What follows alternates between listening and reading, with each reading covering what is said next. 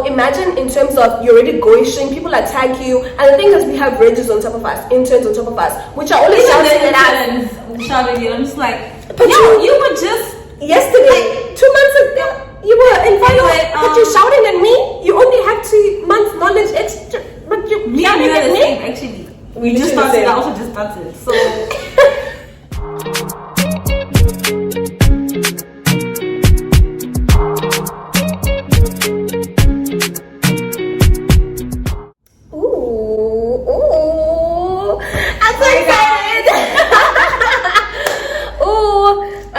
Hey guys, welcome to my YouTube channel. It's your girl Caroline back with another video. As you guys can see, I have a very special guest, Shem.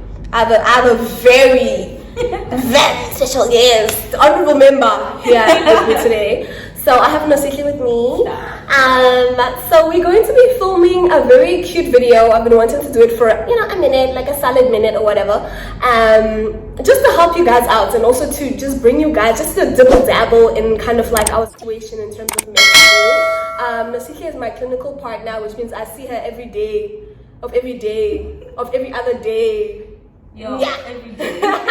Every day. So we just wanted to let you guys in terms of anything that you guys will find beneficial in terms of picking a clinical partner, and also just like our relationship and how it formed and how it's flourishing, and like I'm loving it. Period. Okay, say something about yourself. Like tell them a little bit about yourself. How did you end up here? Read UCT. How did you end up here? At UCT? Yeah, just in general. So I was actually not supposed to be here at UCT. My first choice was actually, now I'm ashamed to say it, my first choice was Prince. I'm embarrassed. I'm embarrassed now. It's not like I'm embarrassed. I think I would be traumatized because I can't picture myself going through this degree without her. So now I'm like, should I be also applying to VITS now? Yeah, but that was my first choice, and then but at the time I needed a scholarship, and it's very difficult to get a scholarship when you want to do medicine because the degree is so long, and also it's so difficult that people drop out, so they're very skeptical about giving scholarships to med students. So I got a scholarship from Investec, and I was going to do chemical engineering at this. Yeah, not an engineer. So that's what I was going to do. Then I registered, I had a raise and everything. I went to the orientation, and then I got an email, and I got a scholarship to do medicine. Mm-hmm. So I was like, child, boy, how was I going to survive as an engineer? I don't know. You don't have a degree by now, though. Yeah, I'm eating money right now. Fair. So, but this was what I wanted to do. This was my passion. That's what I saw myself doing. So I was really excited about that. And then I came to Cape Town. So yeah, and then it's actually so funny because Caroline. I knew you were gonna say it. I knew she was gonna say this. I saw at med school that was in my class, and I met her at the registration line. And she still had, at that time she used to have this crazy red hair. Okay. No, I had maroon hair. Correction. I had maroon hair. Correction. I'm gonna just put it in the corner saying I had maroon hair, and I thought I looked bomb. I'm telling you, if there's anybody who was feeling themselves, I was like, ain't nobody looking at like me right now. Mm-hmm. I had maroon hair tied up. I had a what do you call it? I don't know. A high bun. I had a bun right here, and I was just No, I genuinely thought I was the shit, Shem. No, but you were. You were the girl. Yo, and then I literally met her in first year. But at the time, I was living my best life. I was school here and there. I was partially a mid student. I was partially at upper most of the time. We only get to pick our clinical partners in third year, mid third year. And at that time, we're not really doing much clinical anything. We just a lot of theory and memorizing and just genuinely just keeping afloat. So when we chose each other, we're just like, let's just do this. And thing is, we're cool outside of clinical partnership, but we're as close as how we've gotten now. So we just started as okay, let's work together. Hi. Hello. Hi. Hi. Nice to meet you. Let's do this. We're doing this? Okay, cool. Let's do this. So thing is, in my head, I was like, could you hear the horror stories about? You do. People do crazy things to their clinical partners. And it doesn't make sense to me. Because I'm like, but you're going to see me tomorrow. Yeah. I'm going to see you tomorrow. And the next day. People, they do terrible things and they see each other and they just. It's fine. It's horrible. I think it's normalized. Yeah, it's quite horrible. Because the thing is, in medicine, there's a lot of competition. Like, competition amongst ourselves, competition with other people. Then in my head, I'm like, oh, why are you competing? Like, we genuinely need more doctors. Yeah. Like, you're already here. So, personally, us passing as a class of 300, that's the least of your problems. Yeah. Like, it's genuinely the least of your problems. Let's actually all pass because we need so many doctors. Why are you fighting with me for me not to pass? Because when you graduate, you're a doctor, you're a doctor, you're a doctor. You may be a doctor with 60, you may be a doctor with 70, but we are all what? Doctors. Period. So why are you fighting me? Why are you fighting me? So don't make sense. Yeah, so the story that we heard about the babies. That was a crazy story. That was a crazy story. Wow. No, when I think about it, I think every single time I'm just like shook. So there's a blog. The one with the obstetrics. The obstetrics one. Did we hear it at the same time? I think we heard it at the same time. So just a very, because the thing is also I don't want to be naming people names. Anyways, so as a clinical partnership, you have to catch 10 babies each to pass obstetrics. It counts as for DP.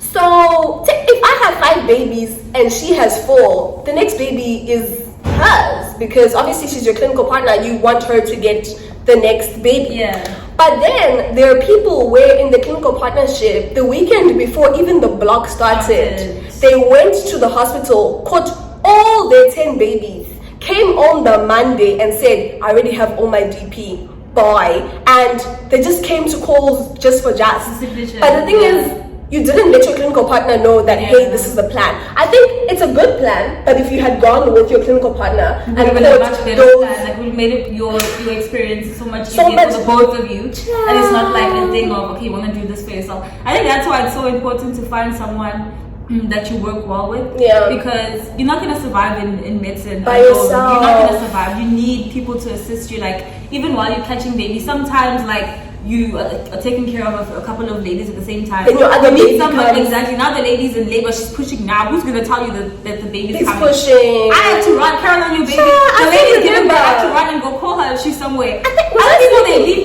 they leave you. Like even when you're going to when you're going to like sleep for those few hours because it's a 24, not really 24, but we come back at around like 4, 5, and you're there till the next morning till the ward round around like 8, 9, and you 10. stay for the ward round and everything. So it's a you very might long day. Yeah, you might go home at like 11. It depends. Like you remember this one time I had to go to a tat afterwards. Yeah, we went to a tat together, and then I was the way they're asking you questions. In the now tat. they're reading you. Now they're like, lady, I know you're not asking me. You're there the whole day. So let's say, okay, today is Monday. You go to school today. Like you have a full day of school. You leave school at 3. You have to be at the hospital at what time? 6? You have to be at the hospital at 6. So you're at school the whole day until 3. Then you go home. Obviously, you have to get ready now to go back for your call. Get some food, get ready, pack your stuff. You know, prepare yourself. Do your rituals, whatever you gotta do to put yourself in the right mind, in the right spirit, you know? Yeah. And then you go for your call, and then the next morning there's a ward round at 8. And you in the ward round. Yeah, and you walk. You're standing, by the way. You're walking around. It's a walking ward round, so you walk past every single pregnant woman. So what does this woman say? What do you think is your problem? And you have to pay attention. They ask questions like. You have to be present. It's not like you're just there as a zombie. You have to be present there. So it's already a taxing space. And now obviously you want to take a nap. Like I would like to take an hour nap, but this is a lady I've been taking care of for the whole entire evening. So if my lady is now going to start saying, oh wait, I'm giving birth right now, but I'm taking a nap. If you have a clinical partner who doesn't care, they're going to go and take the baby. They'll just get the baby and get the signature. I think it's one of those things where I feel like everyone is so passive aggressive in medicine. They're like, oh, but you're asleep. I didn't want to wake you up. I was taking care of you. Like you need the rest. Really? You couldn't wake me up? Like, do you think I would have been upset if you woke me up? Yeah. Really?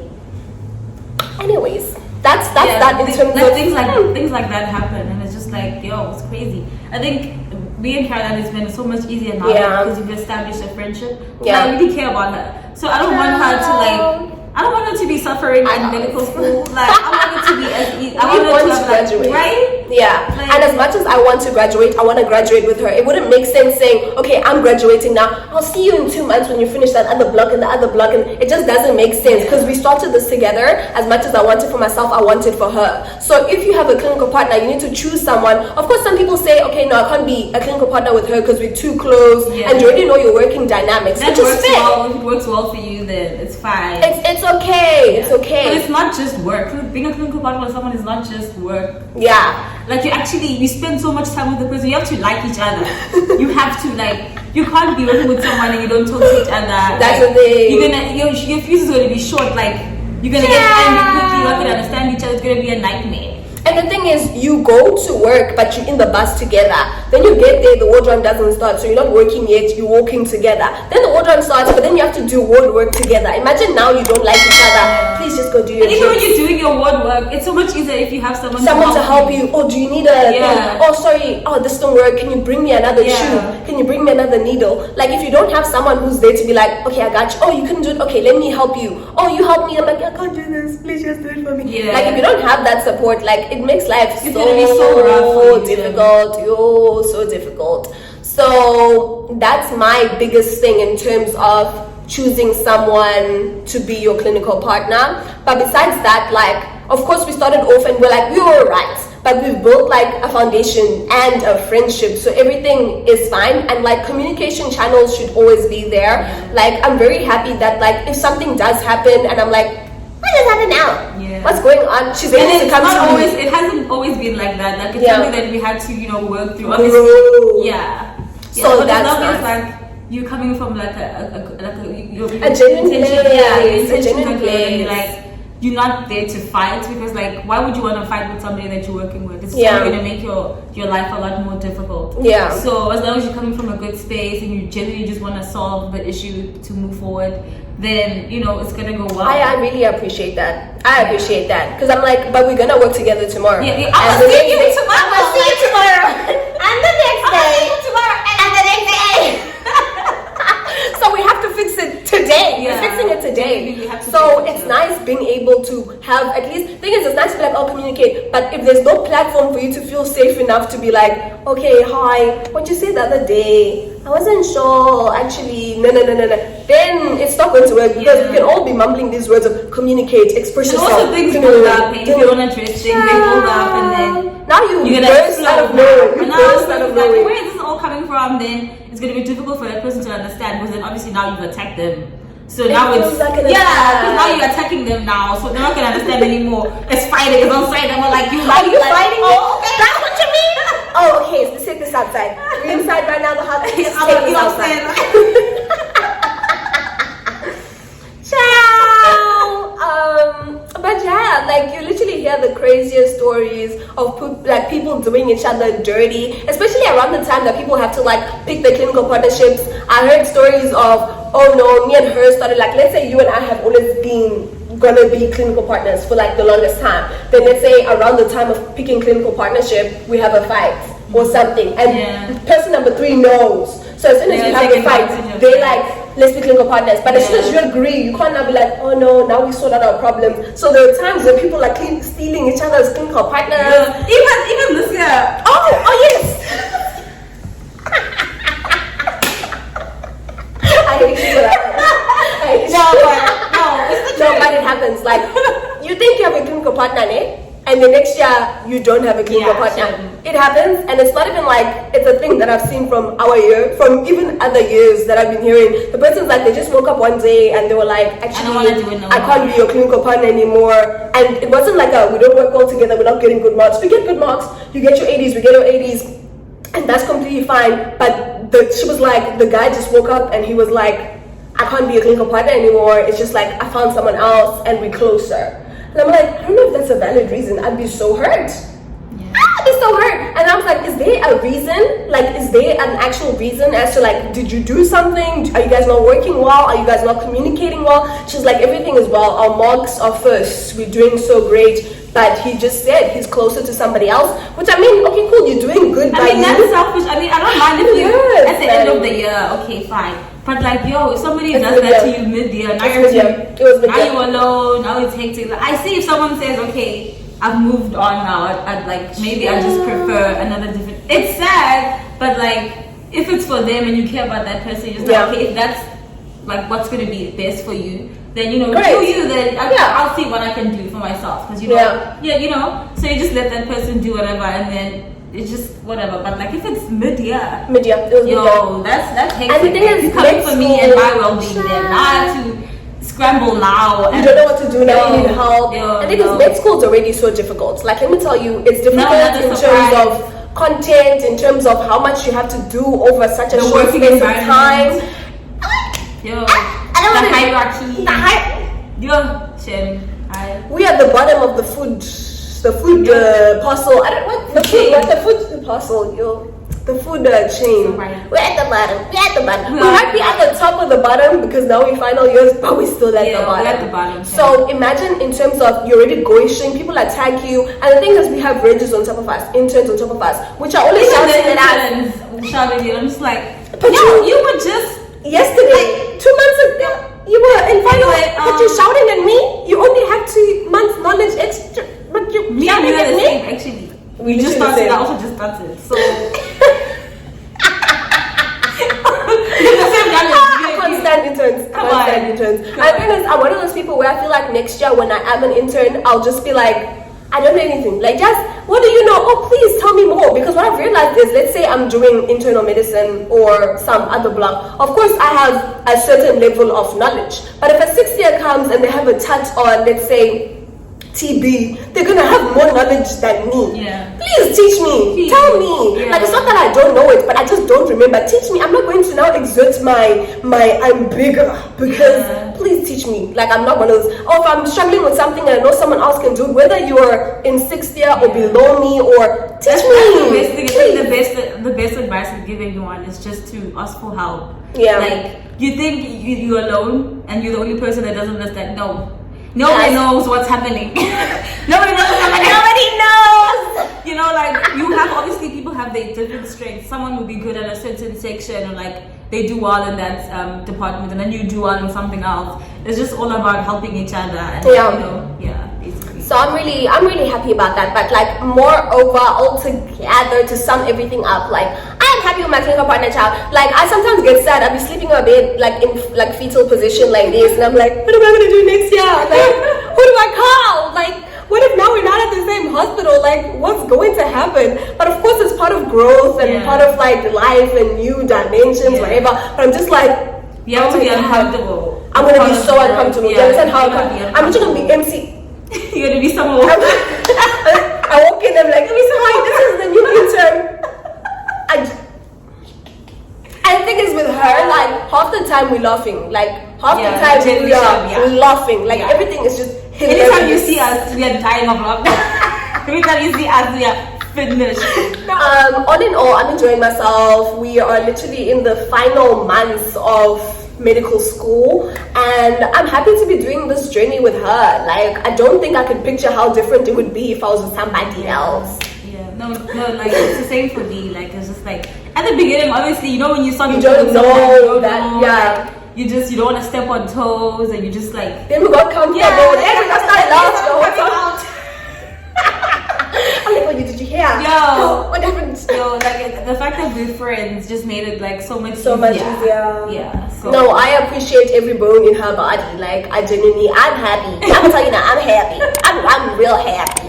And right now we're going into a block that's going to demand every single bone in all our bodies. Right, so it's nice to know that I have someone here. So thank you so much for you guys watching. I'm gonna put all her details on the screen, and you're gonna see her again, of course, period. Good job. Like, this is my clinical partner, guys, not yours, mine. It's my clinical partner, period.